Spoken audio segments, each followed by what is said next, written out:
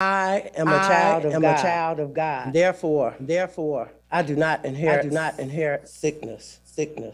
After 2 years of persistent affirming meditation, prayers and practice, Myrtle was healed. Her faith made her well. Myrtle Fillmore lived joyously and vigorously for many years. I take inspiration from this story. I too am a living expression of God. I feel my body's quickening response as I claim my inheritance of divine life. Vibrantly active in every cell of my body. Good nutrition, exercise, and rest support my healing practice.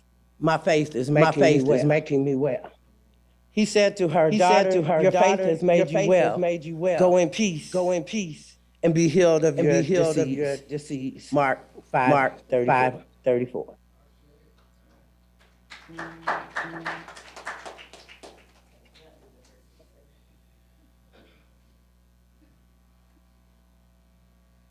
Now it's time to read the diversity statement.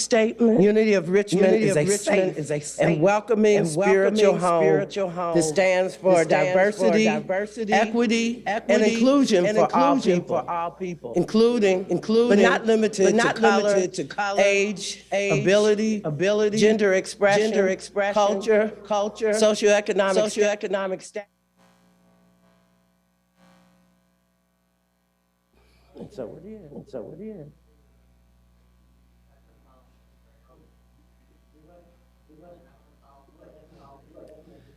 Let's all stand and sing this together, will we?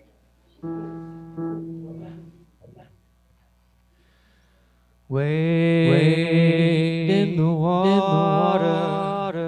Wade in the water, children. Wade in the water. 'Cause God's gonna trouble water. Come on and wade in the water. Wade in the water, children. Wade in the water. 'Cause God's gonna trouble the water. See that host all dressed in white. God's gonna trouble the water. The leader looks like the Israelite. God's gonna trouble the water.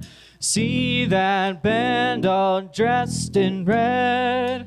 God's gonna trouble the water. Looks like the band that Moses led. God's gonna trouble the water. Wade in the water. Wade in the water, children. Wade in the water. 'Cause God's gonna trouble the water. Again, wade in the water. Wade in the water, children. Wade in the water. 'Cause God's gonna trouble the water. God's gonna trouble the water. God's gonna trouble the water.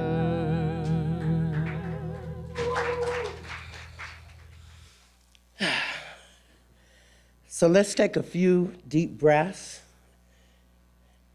as we center ourselves in the breath of the present moment. Let's leave everything behind that happened before we got here today. Divine Spirit, we come together to share the good news that God is unconditional love, expressing as a Christ consciousness in each one of us. And as we celebrate Black History Month, let us value diversity with a vision for a progressive future that acknowledges our strength together. And so it is. Now, can we read the Metro Richmond prayer together?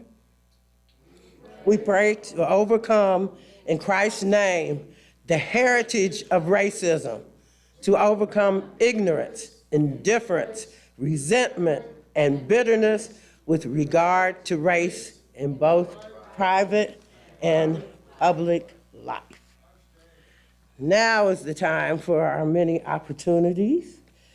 The first thing I want to say is, our beloved Jim has made his transition, and we just want to send love to the family, and a reminder that the service will be held on the 25th at 1 p.m. here, and the reception will be following.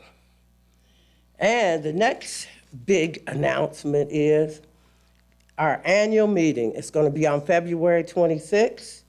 There will be a light potluck following the services. Bring a dish. The meeting will start at 12:45, and we will be announcing our new board nominees. It also will be available to you on Zoom. Okay, also, so now we have started honoring people. So we have a volunteer of the month. Woo! Lynn Johnston. We have all these people that dedicate so much of their time.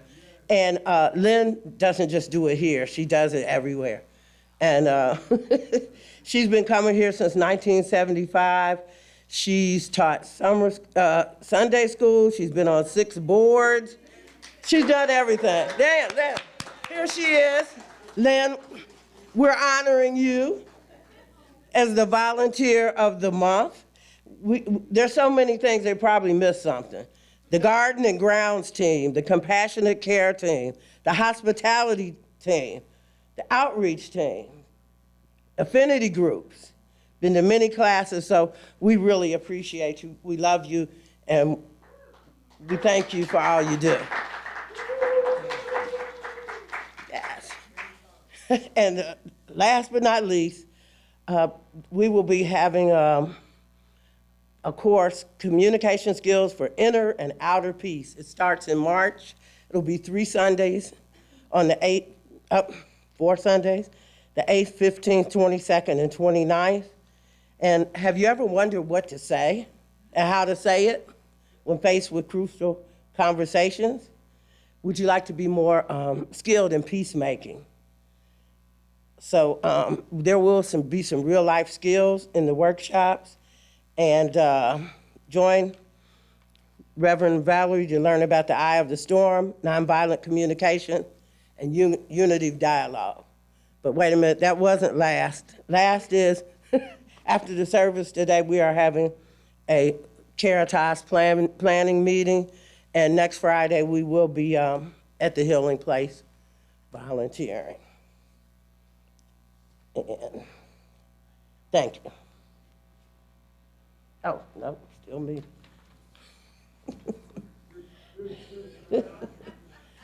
All right, so this month, as you know, this is the first Sunday in Black History Month. So we do a quick spotlight, and the person we're spotlighting today is Howard Thurman. He was born at the turn of the century in 1899 in Daytona Beach, Florida. And he grew up in a family with little or no means, and he attributed his success to the courage of his family.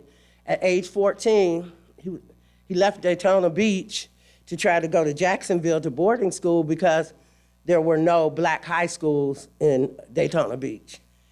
And it was an interesting story because when he got to the train station, he had enough money for the ticket, but he didn't have the money to pay for, send his bags. And some nice person paid for him, and that's kind of how his journey began.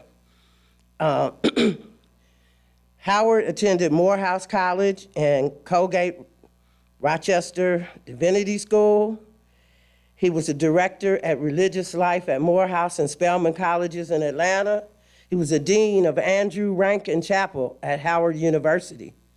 And he also, there was an interesting fact, was he met Mahatma Gandhi in 1935 and spent time with him exploring the power of nonviolent action. And I don't know if Howard decided that he wasn't He didn't want to march. So that wasn't what his to do. He preferred to serve as caretaker and a spiritual advisor to individuals like Jesse Jackson, Marion Wright Edelman, and Dr. Martin Luther King. And one of the really interesting things was, in 1944, he co-founded the Church for the Fellowship of All People in San Francisco. It was an interracial congregation that was intentionally designed to break through barriers that separated people on the basis of race, color, and national origin. And also in 1953, he became the first African-American dean at a predominantly white institution in the United States. He dedicated his life to a pursuit of society that could acknowledge its differences, yet elevate its humanities. And a couple of the things that I thought resonated with me is he proposed the basic goal as Jesus' life was to help the disinherited of the world change from within so they would empower to survive in the face of expression. He also was a mystic, and he saw the spirituals as illustrating timeless, universal truths in the human condition. So that was Howard Thurman, and thank you very much.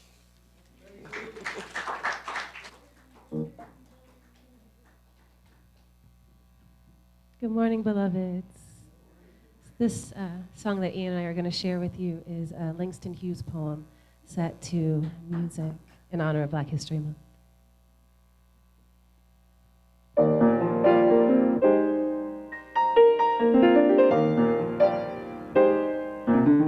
To fling my arms wide in some place of the sun, to whirl and to dance till the white day is done, then rest at cool evening beneath the tall tree, while night come on gently, dark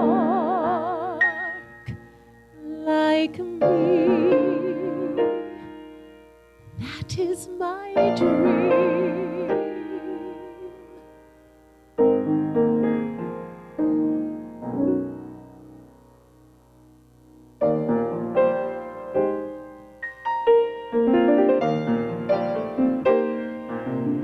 To fling my arms wide in the face of the sun, dance, whirl,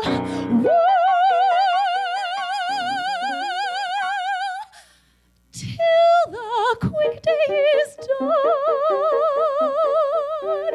Rest at pale evening, tall slim tree, night coming tenderly black, like me, like me.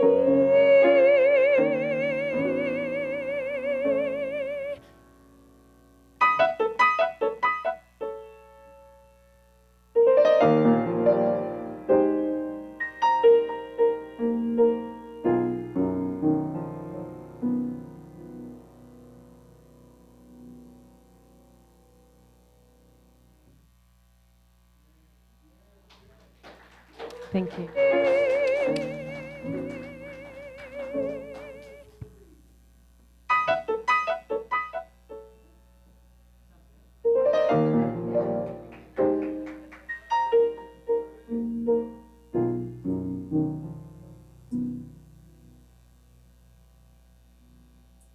All right. Thank you, Katrina and Ian. Thank you very much. Thank you. I am so excited about this message today, and I have to note that we're getting a playback. I'm getting a playback of the music that was just performed in Zoom. So see if we can correct that. I think There we go. All right. Thank you, Katrina and Ian. Thank you very much. Thank you. I am so all right. I'm getting excited about this message today, and I have to.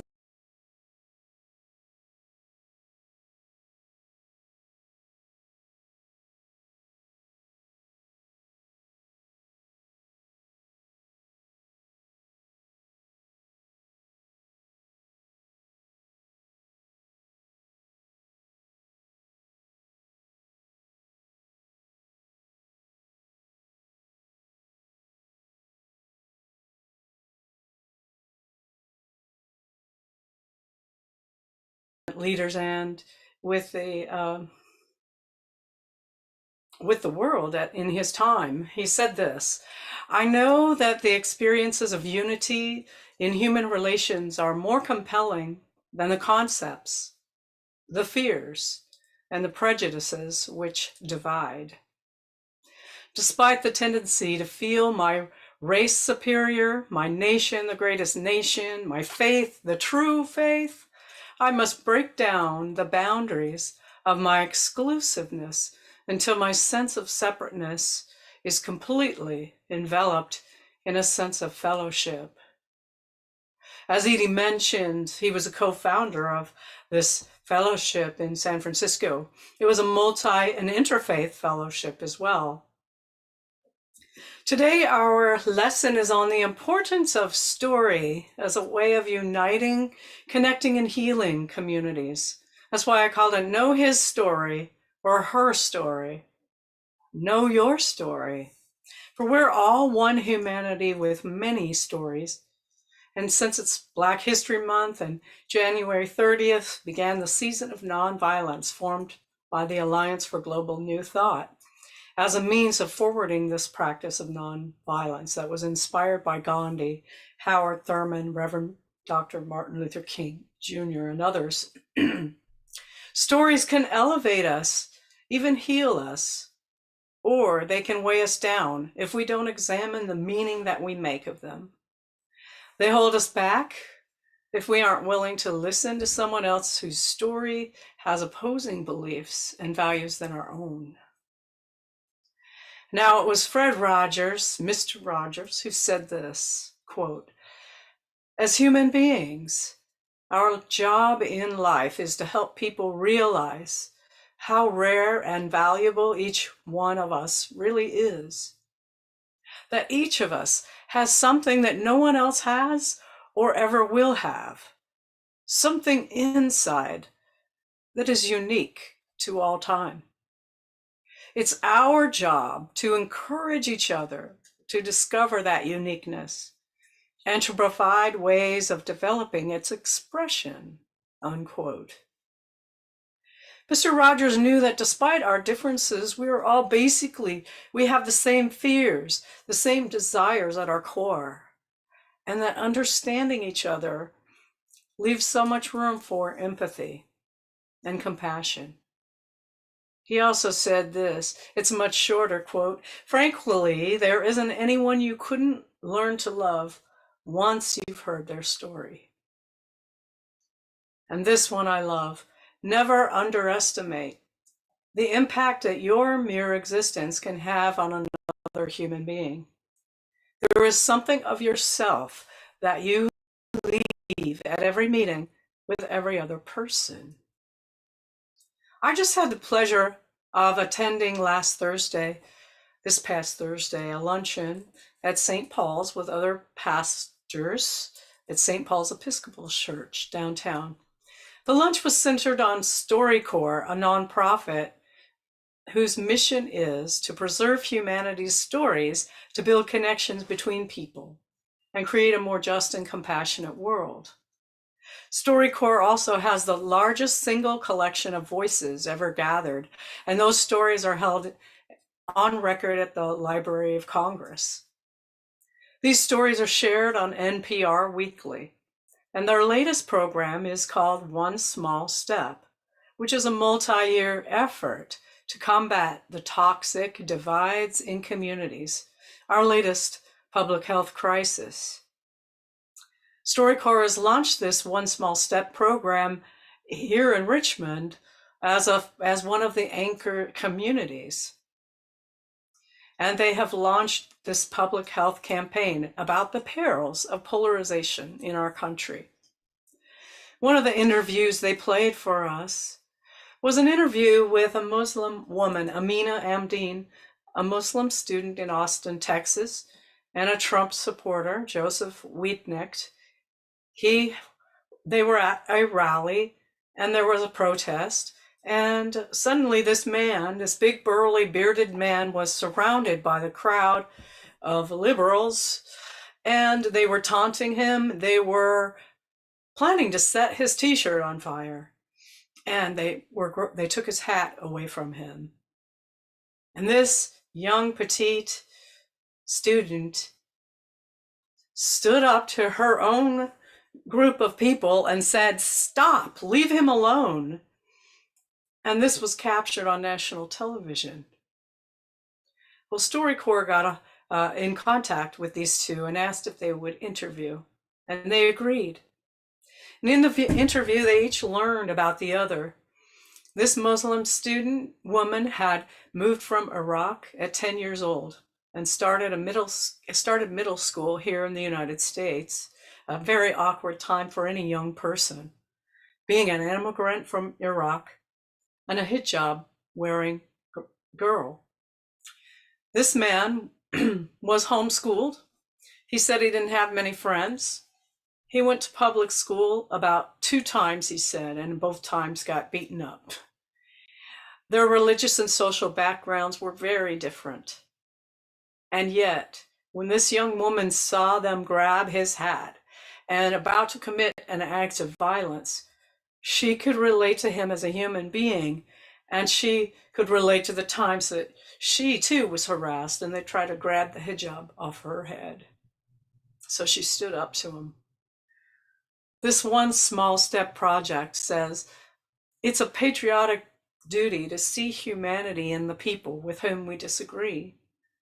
And this story is one of many where people with opposing views see each other's humanity. I think it gives us hope. One of the greatest parables that Jesus ever told was that of the Good Samaritan. Now there's a powerful story. The scripture is found in Luke 10:25-27. Jesus is talking to his disciples, and a lawyer stands up and asks, "How can we inherit eternal life?" And Jesus' answer was to love the Lord your God and love your neighbor as yourself, with this very distinct definition of a neighbor in this story being considered ones who are considered enemies. This conflict between Samaritans and Jews started out as a disagreement over the proper place to worship. And the Samaritans had desecrated their place of worship during the Passover. And so this rivalry had continued on. So this was a poignant example. So here's the story. This Jewish man was robbed and beaten and left for dead by robbers. A Jewish priest walks past and does nothing to help. Excuse me. Then a Levite man of a different tribe comes along and walks on the other side of the road. Excuse me. Think about it. How many times, or have you ever done that when you saw a homeless person on the sidewalk? Then a Samaritan comes by, stops and helps the man, takes him to the nearest inn and pays for his keep until he recovers, and then he promises to pay more if it costs more. This was a poignant teaching and still is. Who is my neighbor? Well, my neighbor is all the people whose story I don't know, as well as the ones that I do know. There's a theory in psychology that was developed in the 1950s. It's called contact theory. It was by Gordon Allport, PhD. And his theory held that contact between two groups can promote tolerance and acceptance, but only under certain conditions. such as equal status among groups and common goals. Well, this was studied for many years, since the 50s, and much later in our most recent decades. Thomas Pettigrew, University of California, Santa Cruz, research psychologist, more recently did a new meta-analysis of 500 studies. And in his analysis, he found that all that's needed for greater understanding between groups is contact, period, in all but the most hostile and threatening conditions. There is, however, a larger positive effect if some of these other extra conditions are met. If you know the history of how the concept of race was invented by rich whites in power to keep a poor white population from uprising, then you understand the beginnings of systemic racism in America and the insidiousness of dividing people against each other. And you all came about, or the oppression of any group of people on another.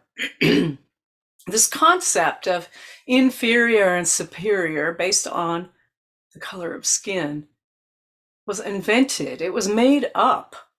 And this is what our mind, or the mind, does at its worst. This is why it's so important for us to watch our own thoughts and practice mindful awareness.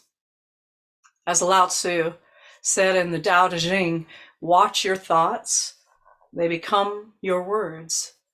Watch your words, they become your actions. Watch your actions, they become your habits. Watch your habits, they become your character. Watch your character, it becomes your destiny. This othering has been a great tragedy for humankind and certainly falls short of our moral and spiritual values. Look at apartheid. The word apartheid comes from Afrikaans, a South African Dutch Boer word that literally means aparthood. The policy of apartheid was implemented in the country of South Africa to separate the white population from the black and other non-white people. We can compare apartheid in many ways to the Jim Crow laws and policies of segregation that plagued the southern United States post the Civil War. So this human problem of otherizing, where does it come from? It has its beginning in thought, in judgment, in stereotypes and biases. Now we all have them. There are filters through which we interpret life. It's called our world view. Each of us has a different looking glass through which we view the world, because we each have a different lived experience. We have the power within to evolve, though, by examining our own story or life experience and how it has made us into the person we are today, our strengths and our weaknesses. We can use that story for good, and we have the power to engage with people unlike ourselves, to cultivate compassion and empathy. There is great importance in knowing his story, her story, your story, our story, without getting caught up in it. And the importance is to know where we've been, where we are going, the consequences of where we've been, so we can chart a correct course, so that we can learn from our mistakes, learn from these outer conditions so that we can create a world on the inside, starting there, because we don't see that evolution's happening unless we change inside first, to create a world that respects and has compassion for all of our outer differences, knowing that despite these differences, as Mr. Rogers said, we basically all have those same fears inside of us, the same desires at our core. We all have the same goodness at our core as well, as spiritual beings of the Most High. This understanding leaves so much room for empathy, and we all want to be happy. We all want to be loved. We all want to be seen and heard. And Martin Luther King Jr. said something, and it was, in paraphrase, it says, violence is the language of the unheard. So make it your business to know people and understand their story, and that will bridge the divide of opposing values. And, of course, we have to clean up our own side of the street. So how do we use our history, our personal story for good? Well, we use our third unity principle, that is, our thoughts and feelings create our reality. We have this creative power. So we practice this by observing the mind and to moving our consciousness from victim, victor, vessel, and verity states of consciousness. Unity metaphysics teaches us that these 4 levels of consciousness are the way in which we view the world. And these levels of consciousness we do have on a slide. They're how we experience life. And we move through all of these levels of consciousness at various times as we grow spiritually. Our work is to look at our thought processes by observation, not by judgment, and recognize what lens we're looking through. Have compassion for ourselves and others as we notice our stories, which are our interpretations of our lived experience. So here's a breakdown of these states of consciousness. When we're in a victim state of consciousness, we're in a state of viewing life as happening to us, as though I am powerless. A victor state of consciousness is life is happening because of me. I am empowered. And vessel consciousness is that life is happening through me as an instrument.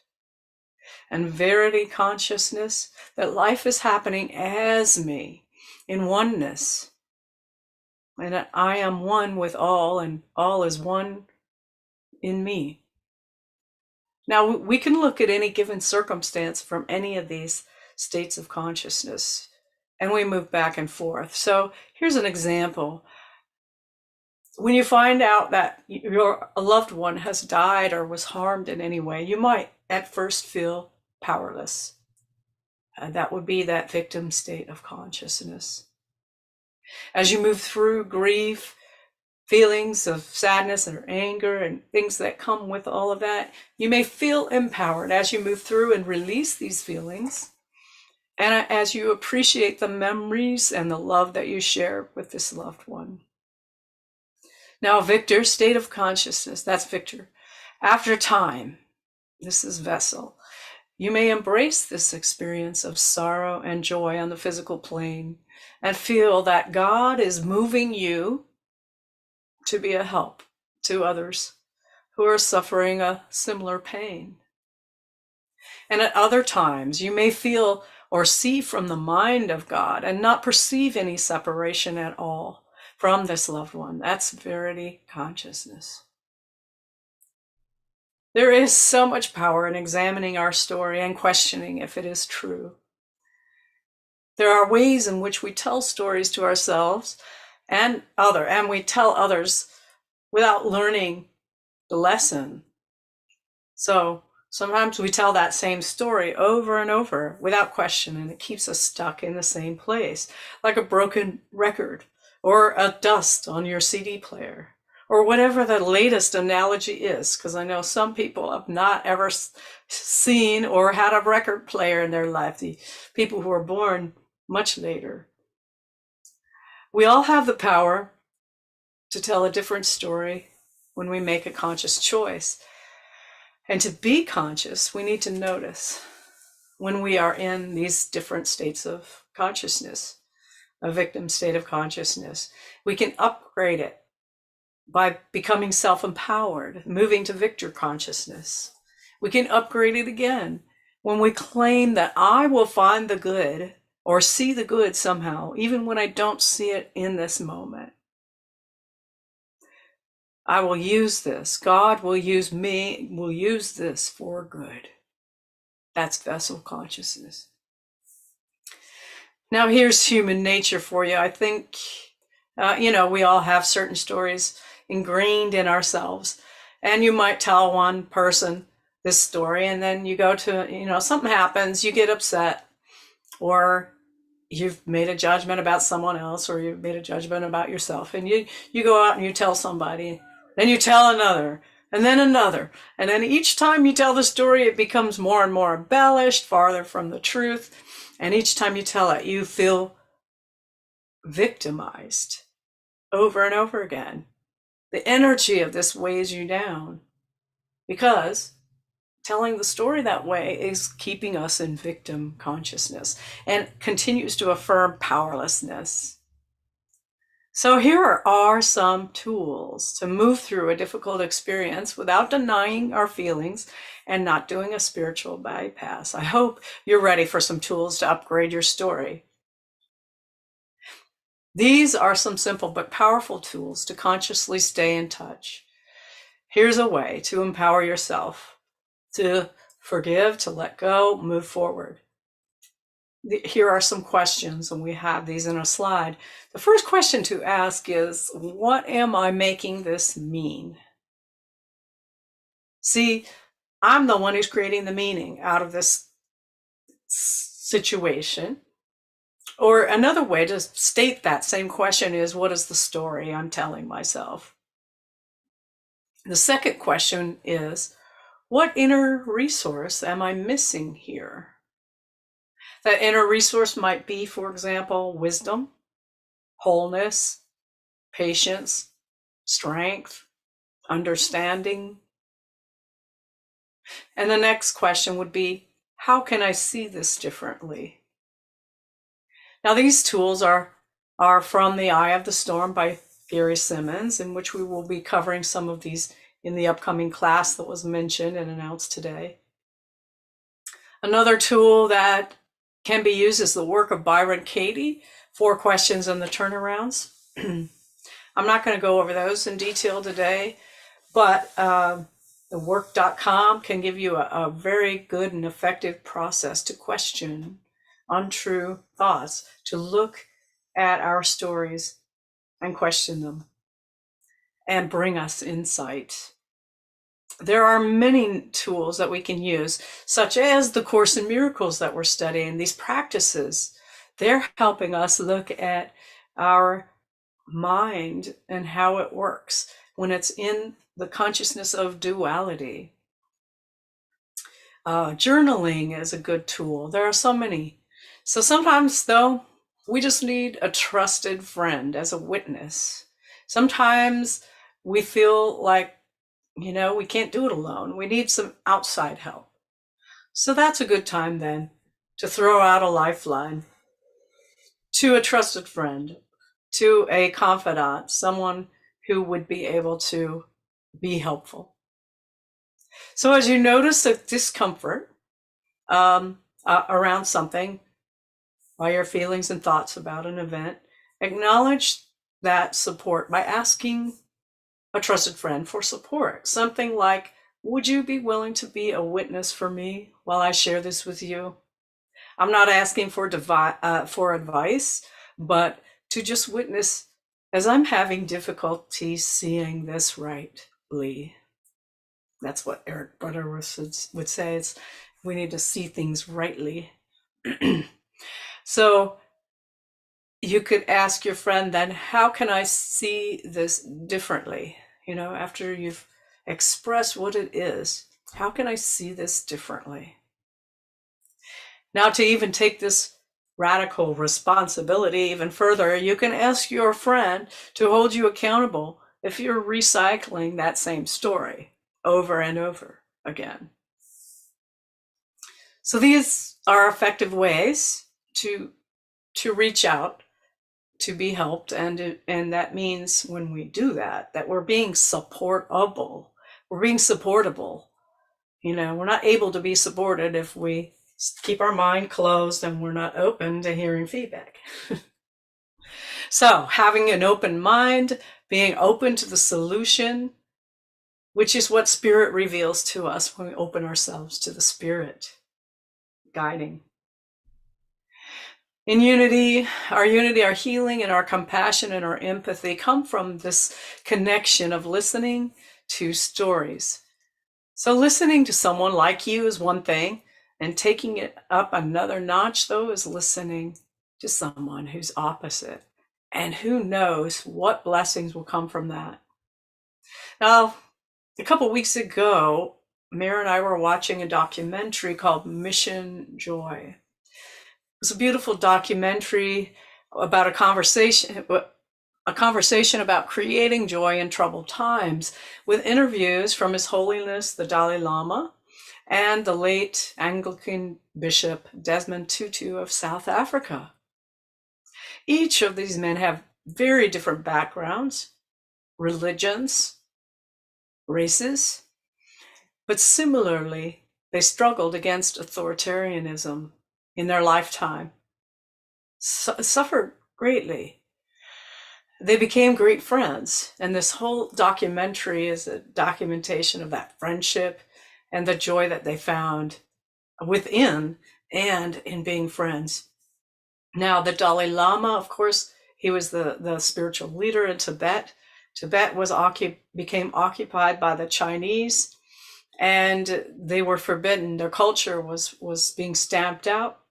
The Dalai Lama was sent into exile from his own country and his people, and resides in India.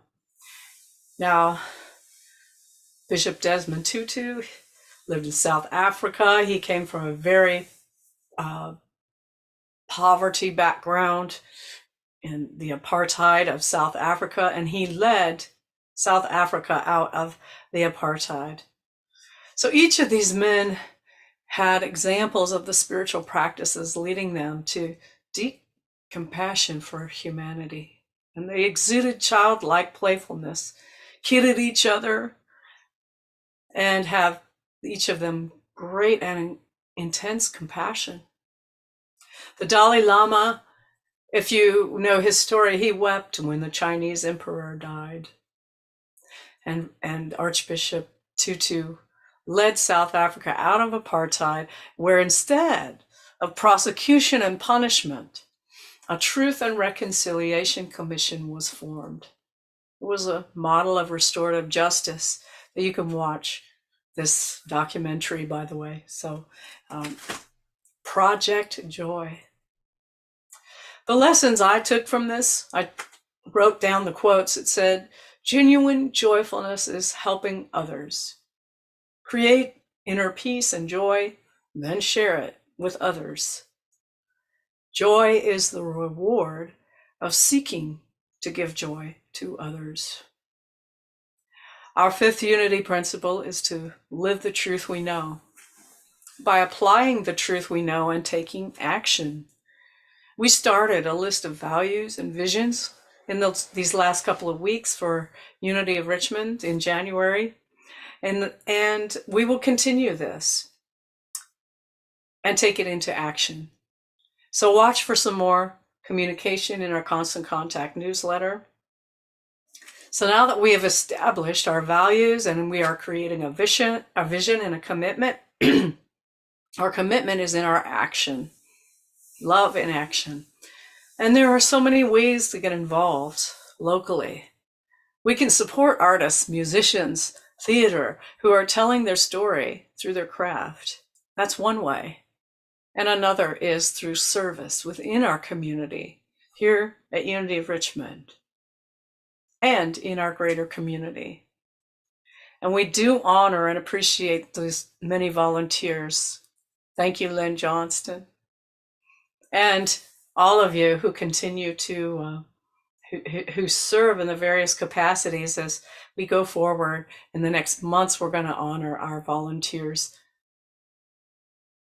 Today, I have a short list of local opportunities that can bring us together.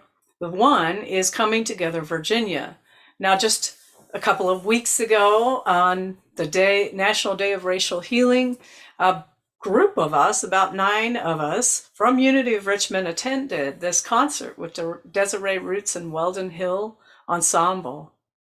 It was amazing. We heard stories, poetry, and song, and it was sponsored by Coming Together Virginia, a local nonprofit whose vision is a racially healed world of thriving, equitable, and just communities.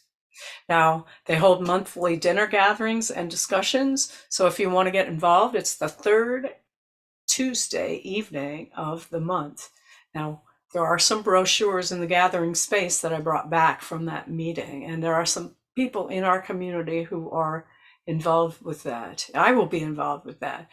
I will miss this next one though, because I'll be out of town. But the next one, Alliance for Unity of Justice, they have programs that are working in the educational system to stop the school to prison pipeline for BIPOC people, and programs for the correctional systems to help returning citizens as they are released from incarceration. Another program, Caritas, has already been mentioned. You know, we're doing that together as a community on the second Fridays of the month. And here's one. Many of you know Dr. Umaja Jubilee, the soulful poet. She is sharing her story of living under Jim Crow in Virginia this Thursday at the Greenwood Library in Longwood, at Longwood College, 4 p.m. And lastly, I mentioned, well, this isn't lastly, but I mentioned One Small Step, StoryCorps. Stay tuned for that, because I will find ways to let you all know if you are interested in signing up for StoryCorps interviews for One Small Step as they roll out this program in Richmond.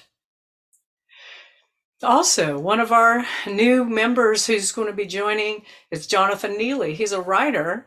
He does writing workshops and assists people in telling their stories. So get to know his story. Talk to Jonathan after service. There are many opportunities that we have to listen to each other's stories, and I believe it will not only bring joy into our life, but it will heal our lives. So to close, I'll leave you with the words of Mr. Rogers again. As human beings, our job in life is to help people realize how rare and valuable each one of us really is. It's our job to encourage each other to discover that uniqueness and to provide ways of developing its expression. Never underestimate the impact that your mere existence can have on another human being. There's something about yourself that you leave at every meeting with another person, so make it a good impression. Frankly, there isn't anyone you couldn't learn to love once you've heard their story. And so it is. Amen.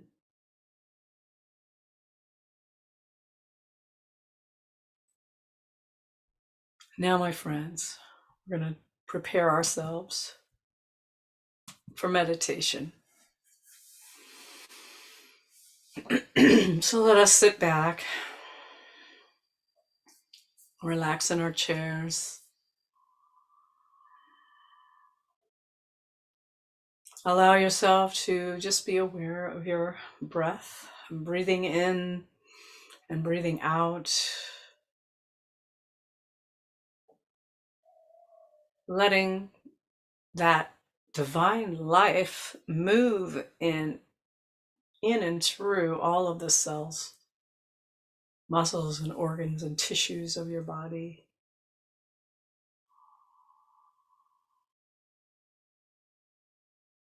You can also close your eyes if you feel comfortable in doing so, or look softly in front of you and let the music support this meditation.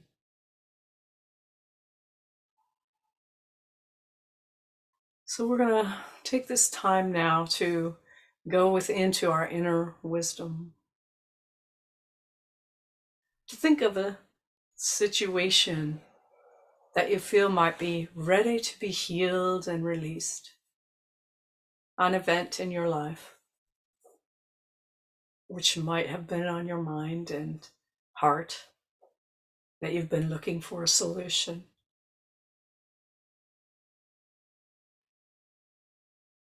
Just allow it to become there in your awareness without judgment, but by observation. Whatever the situation is, ask yourself, what am I making this mean?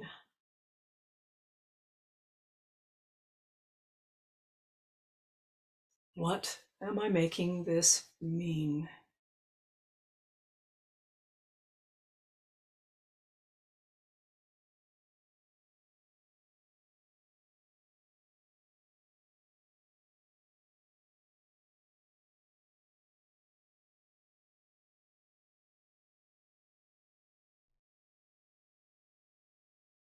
The next question to ask is,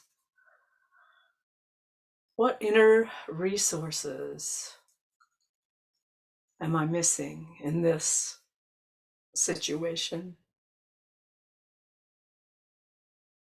What inner resources could I tap into to provide wholeness in this situation?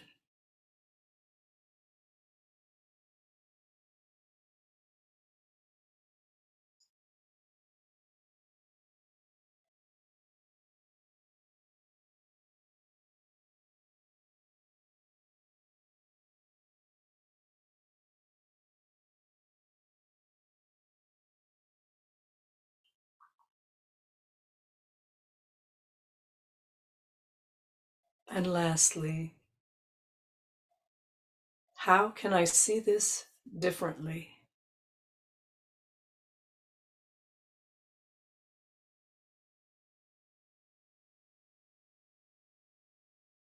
How can I see this differently?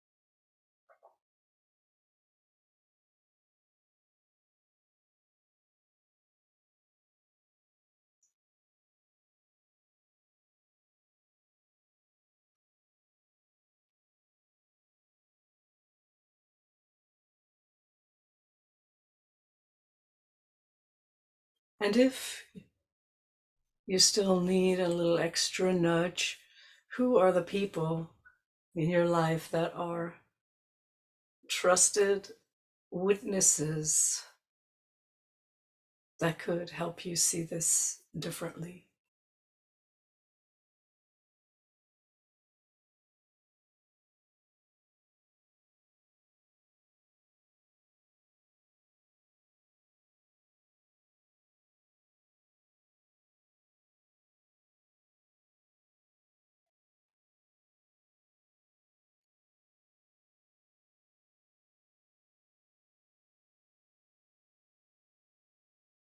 We give thanks for the wisdom of Spirit revealing what needs to be revealed and helping us release what is ready to be released and heal that which is ready to be healed, and move us into a greater awareness of our connection with one another and the ways in which we can see each other's humanity. For this time together, we are grateful. Thank you, Spirit, and amen. So it is. Namaste.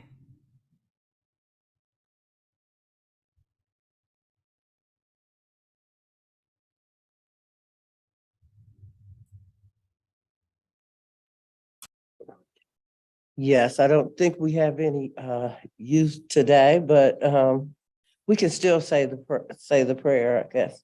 We see our Youth of Unity program growing and thriving with activity.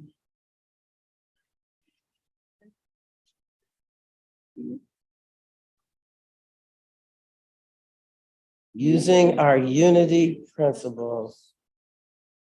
Thank you. Okay, and now for our prosperity blessing.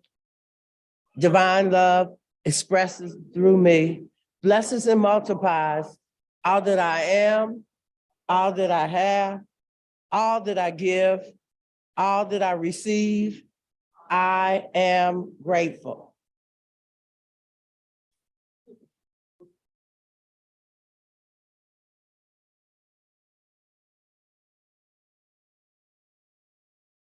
We're going to surprise you. That's not what we're doing.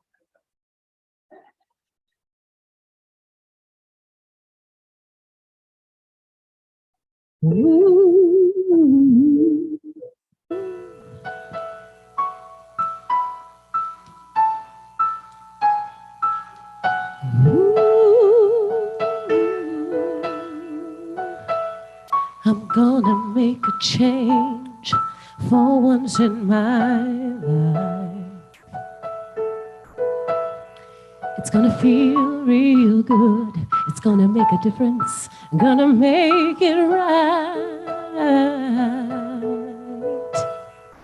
As I turn up the collar on my favorite winter coat, this wind is blowing my mind. I see the kids in the street without enough to eat. Who am I to be blind, pretending not to see their need?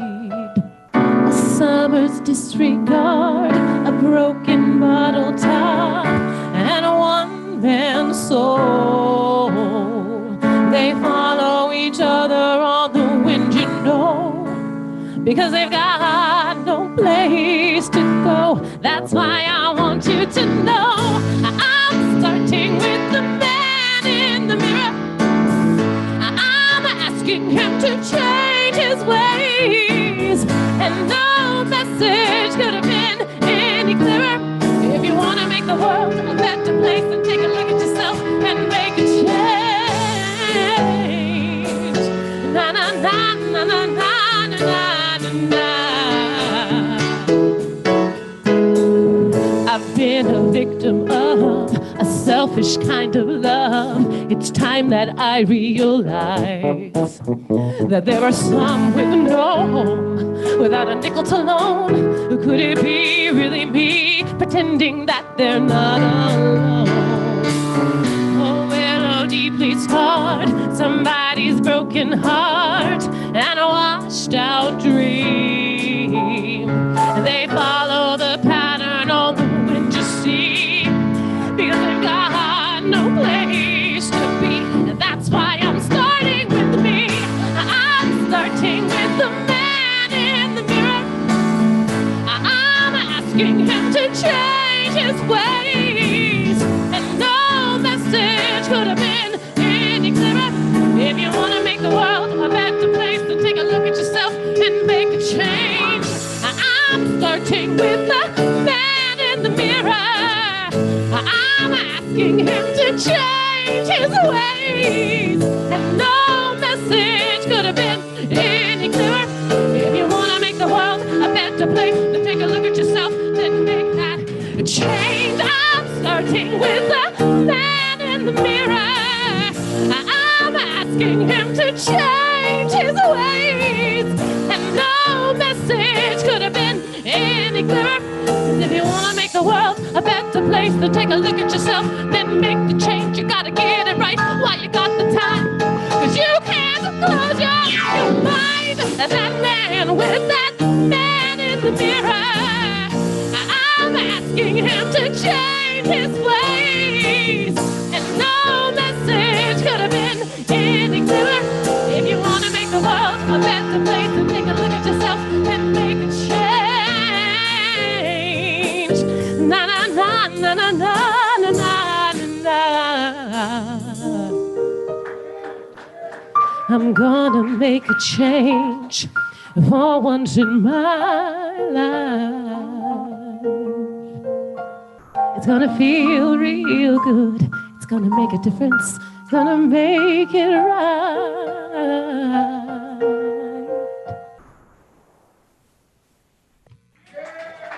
Thank you, thank you. Thank you, beloveds, thank you.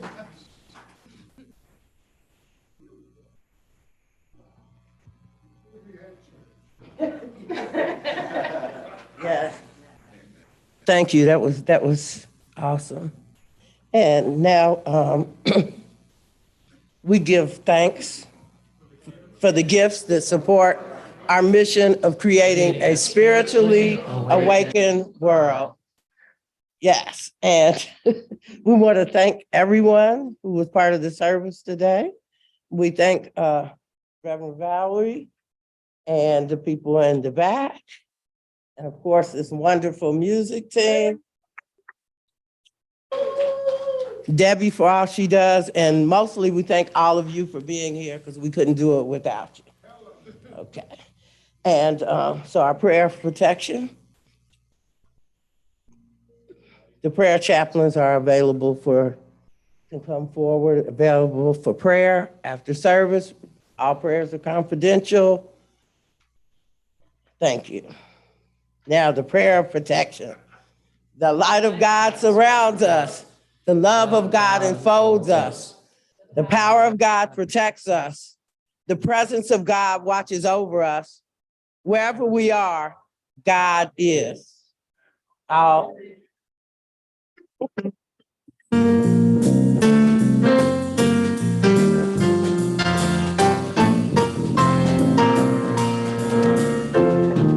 Let there be peace on earth, and let it begin with me.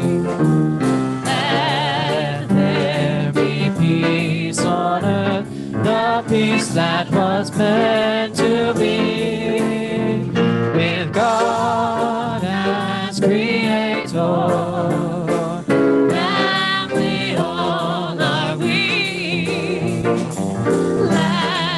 Walk with each other in perfect harmony.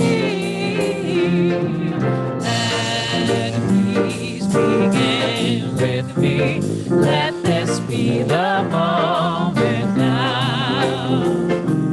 With every step I take, let this be my joyous vow. To take each moment and live each moment in peace eternal.